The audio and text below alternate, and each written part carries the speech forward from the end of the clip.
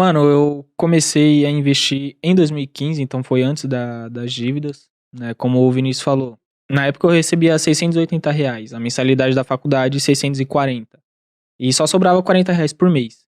Até que eu comprei meu primeiro livro, né? Porque eu me questionei, eu falei, mano, como que eu posso ter mais dinheiro? Como que eu posso sair da pobreza como um todo? Eu falei, pô, tem que juntar dinheiro. E um método pra juntar dinheiro é investindo, né? Foi bem lógico. E aí eu comprei meu primeiro livro, que é relacionado ao Tesouro Direto, e ali parece que explodiu minha cabeça. Eu falei, pô, eu sempre pensei que precisava de muito dinheiro pra começar a investir. E aqui tá falando que com R$ 30 eu consigo. Tanto que nesse livro ensinava até a abrir conta em corretora, tudo mais. E aí eu sempre fui a pessoa que aprendi e falei, pô, vou executar agora pra ver se realmente funciona. Fui lá, baixei o aplicativo, abri minha conta, e aí eu juntei 3 meses, né, pra investir no Tesouro Selic. R$ 120 na época. E quando eu investi, né, dando aquele frio na barriga, eu falei, mano, eu não posso perder esse dinheiro aqui, mano. Eu demorei 3 meses pra juntar isso aqui, 3 meses. E aí fui investir, eu falei, pô, no outro dia já tava rendendo um pouco, né? Um centavinho aqui, mais 50 dali. Na época, Selic tava alta, então 2015 isso. era 14% aí de Sim, Selic. sim, era bem visível isso. E aí o que que acontece?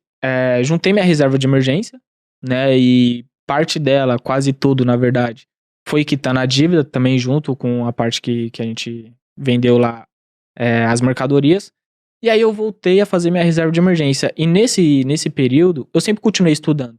Então, como eu não tinha alguns meses de dinheiro para comprar um ou dois livros, eu comprava um Vinícius um. E aí no outro mês a gente trocava. Então, meio que um mês economizava de comprar um livro, porque era o dinheiro que a gente já investia naquele mês subsequente. E a partir disso, quando a gente já estava no Bradesco, e aí eu já estava migrando ali para renda variável, né? Pesquisando sobre ações, o que que era. Só que eu acho que a grande virada de questão de conhecimento e investimento também foi quando nós fomos para a KPMG, né? Então a gente pediu demissão do Bradesco, porque a gente já não gostava de trabalhar lá mesmo, não estava aprendendo mais nada. E na KPMG eu aprendi de fato a analisar uma empresa, né? O que é a KPMG, que eu não É conheço? uma empresa de auditoria contábil. Hum, Pra deixar pro bem leigo, é como se fosse o policial da contabilidade. Ele vai nas empresas, entendi. avalia se a contabilidade está coerente com as normas, se os números são verdadeiros, e depois ele emite uma opinião para o mercado, para os stakeholders, né? Uhum. Que sejam os investidores, os fornecedores, os bancos. E com aquela opinião, a pessoa vai ver se a empresa tem credibilidade ou não daqueles números. Então a gente tinha acesso aos balanços de várias empresas, de capital aberto, capital fechado, tanto no Brasil quanto nos Estados Unidos, e a gente entendia todos os números da empresa, cada linha do balanço, o ativo, o passivo, o DRE, e a gente depois emitiu uma opinião. Pô, esses dados não têm ressalva. É uma opinião sem ressalva. Então, quando você vai investir numa empresa, é importante olhar o relatório do auditor. E era o trabalho que a gente fazia. Ficou mais fácil investir. Muito mais fácil do que lendo os livros, porque a gente viu o coração das empresas. Antes de todo mundo ver. Estavam formados já, se formando? Se formando. Tava se formando. Na verdade, como a gente lucrou com a nossa loja e depois teve que fechar, a gente começou a odiar meio a rotina do banco, porque era todo dia a mesma coisa. E eu ficava indignado também que a gente estudava investimentos e eu trabalhava no departamento de ações e custódia. Tinha gente que pegava PLR lá, 15, 20 mil reais, colocava na poupança ou fazia consórcio. Ou pagava dívida. E eu ficava, Ninguém investir. eu falei, mano, o cara acabou de abrir um fundo muito foda, ele tem acesso, ele pode investir, mas não.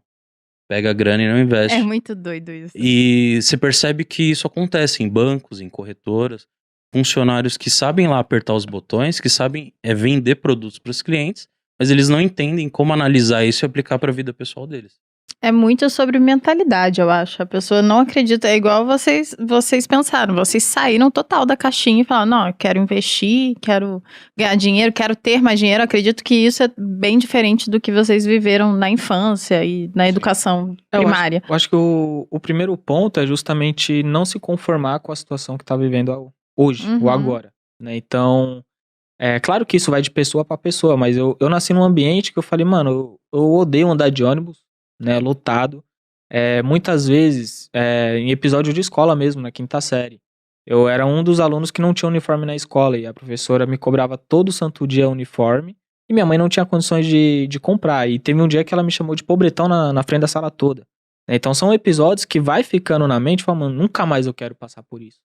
né? Então, eu falei, beleza, como que eu vou ter dinheiro pelo caminho certo, pelo caminho lícito, né? Sem ser os caminhos tortos que foram me apresentados durante a vida. Vocês foram tentados a... Não tentados, né? Mas fazia parte do ambiente de vocês? sim, Tiveram sim. amigos que Tinha foram pra esses sim, caminhos? Infelizmente, eu tenho amigo que já faleceu, tem amigo que foi pro crime, tráfico, roubar, Tem tá amigo preso. que quer sair, não consegue. E assim, amigos que cresceram comigo na rua, jogando bola, na minha laje soltando pipa.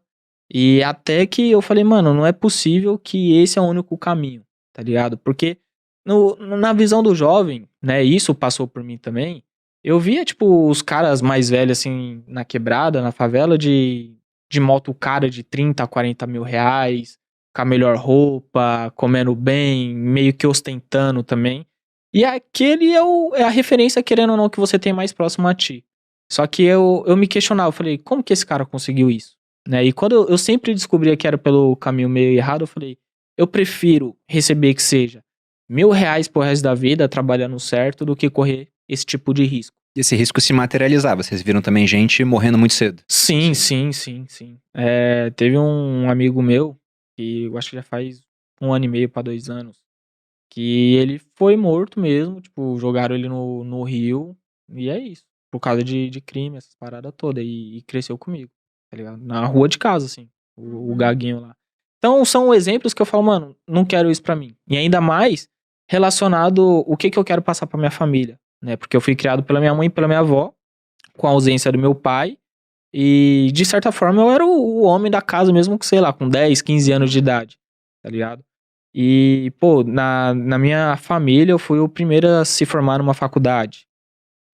Comprei agora uma casa pra minha mãe, tanto eu quanto o Vinícius. Então, são coisas que, claro que eu não digo que é fácil, eu não digo que é rápido, mas o que eu mostro existe a possibilidade. Existe a Eu acho que possibilidade. é enxergar que existem vários caminhos, não é só um. Também entender que não é tudo que o mundo te apresenta, não é aquilo que você merece ou que você tem que abraçar pra sempre. Se conformar.